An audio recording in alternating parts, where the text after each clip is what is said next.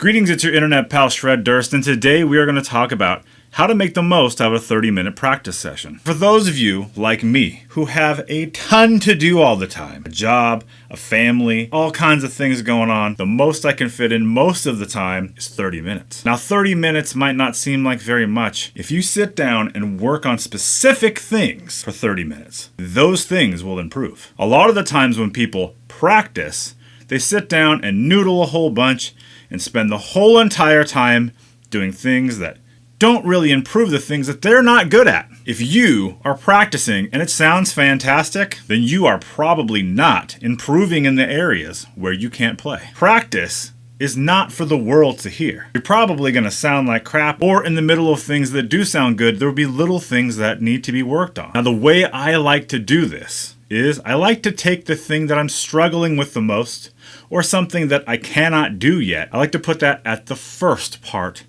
of my practice. If I was trying to work on my alternate picking, and that was the weakest part of my playing, I would pull up an alternate picking exercise. And I have an alternate picking exercise that goes through every single mode that you can do below this video in the description for my patrons. There's a guitar profile and tabs. Let's check out what that sounds like.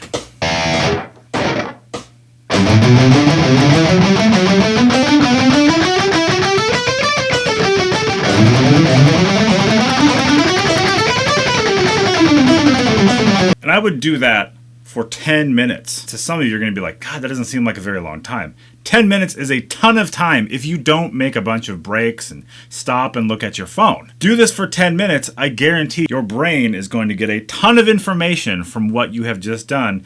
It's going to retain it. Okay, so the next time you come back to that, you're going to be able to play it more efficiently. You might not be Yngwie tomorrow. Little things are going to happen and you're going to notice it. So I would spend 5 minutes switching up subdivisions. As you've seen, that's something I think is very, very important. Now, you don't need a guitar profile to do this. You could just have a metronome going, and while that metronome is going, you could do different subdivisions over the top of it. I have put a G sharp minor sweep picking etude that is the perfect example for this. If you're trying to work on your sweep picking technique and maybe you've just started to sweep pick, this is a great exercise for you. Again, this is down in the description for my patrons. Let's take a listen to what that sounds like.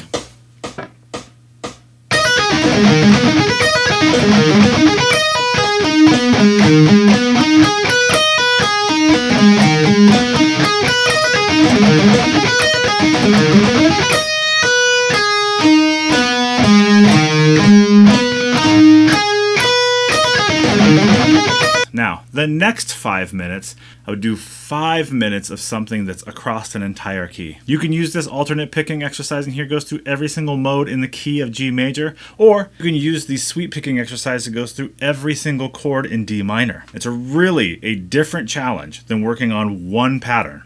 It really is going to make you make mistakes. It's really hard not to mess up while you're doing all of that work, and it's really going to strengthen a lot of the parts of your technique and your ability to memorize things and see things as they're coming.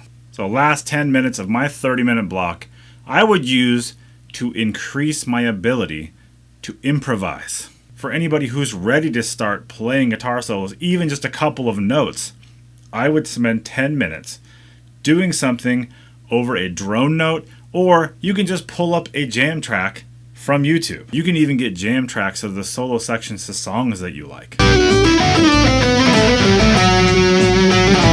I would try to make it modal or some kind of objective with the practice of the improvisation. Pull up a key, just type in the key, like A, Dorian, backing track. And if you want it to be metal, or jazz, or whatever it is you want it to be. It could be like pop rock. I'm sure there's like techno, there's like goth wave. A lot of the jam tracks will just have an overlay of the notes of the fretboard on there, but if they don't, you can just type it into the internet. Notes on the fretboard, A Dorian. And then just use that as your guide to start noodling around and looking for stuff. This is the best way to end your practice session because it releases all the tension from really struggling to do stuff for like 20 minutes. This kind of like allows you to be creative, get some of those ideas out, maybe even working on some stuff that you're not going to try in the middle of this jam track. I feel like this is the perfect 30 minutes. So in case you need some inspiration for things to practice, I have a ton of short videos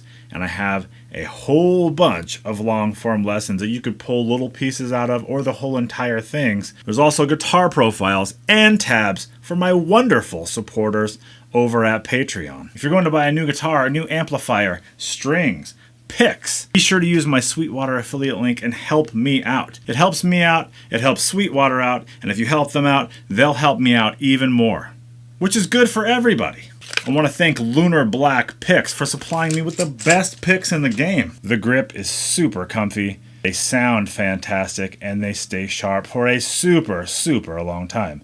What a fantastic pick. Go to Lunar Black's website and check them out. I want to thank Stringjoy for supplying me with the best strings I've ever used. They're made right here in the United States of America by people who really care about what they are doing. They come in a variety of sets, coated, non-coated, different materials, and also, if you have a guitar that has a weird tuning, like your band needs you to tune that top string down to a G just for one song, you can get a custom set. Go on their website, try their string tension calculator, and make your custom set today. These videos take a super long time to make and edit, so I appreciate everybody who is supporting me. It means so much to me. I hope that this video inspired you to create your perfect 30-minute practice session. Thank you so much, everybody. I'll see you later.